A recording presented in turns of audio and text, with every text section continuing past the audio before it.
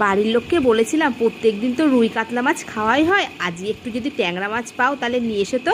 তা বাজারে গিয়ে ট্যাংরা মাছ পেয়েছে আর নিয়ে এসেছে। আচ্ছা, মাছগুলো আমি কেটে ধুয়ে পরিষ্কার করে নুন হলুদ মাখিয়ে ভাজতে লেগে গেছি। আর এইদিকে মশলাটা করে নিচ্ছি। দিচ্ছি সাদা সর্ষে, পোস্ত, সামান্য পরিমাণ আদা, আর দিচ্ছি পরিমাণ মতন কাঁচা লঙ্কা, আর দিচ্ছি সামান্য একটু জিরে। আচ্ছা, মশলাটা আমি করে নিচ্ছি। আর এদিকে মাছ ভাজা হয়ে গেছে। মাছ ভাজা তেলের মধ্যে দিচ্ছি জিরে ফোড়ন, বেগুন আর আলু, সেটা দিয়ে মোটামুটি ভাজা করে আমি এইবার একটা পেঁয়াজ কুচিয়ে রেখেছিলাম সেটা দিয়েও একটু ভেজে নিচ্ছি। এইবার দিচ্ছি স্বাদ মতন লবণ।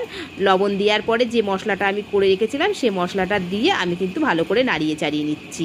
আর খুব আস্তে আস্তে নাড়াচাড়া করতে হবে, নইলে বেগুনগুলো ভেঙে যাবে, কারণ বেগুনগুলো ভাজতে গিয়েই তো সেদ্ধ হয়ে গেছে। আর দিচ্ছি কালারের জন্য কাশ্মীর লঙ্কার গুঁড়ো, পরিমাণ মতন হলুদ গুঁড়ো, সেটা দিয়ে আরেকটু জল দিয়ে আমি কষিয়ে নিচ্ছি, নইলে মশলার কাঁচা গন্ধটা থেকে যেতে পারে। এইবার পরিমাণ মতন জল দিয়ে আরেকটু আমার লবণ লাগবে সেটা দিয়ে দিচ্ছি। ভেজে রাখা মাছ দিয়ে এই দেখুন ফুটিয়ে নিলেই রেডি হয়ে গেছে আমার বেগুন দিয়ে ট্যাংরা মাছের পুরো ঝাল। একটু ঝোল ঝোল রেখেছি তার কারণ ভাতটা মাখাতে সুবিধা হবে।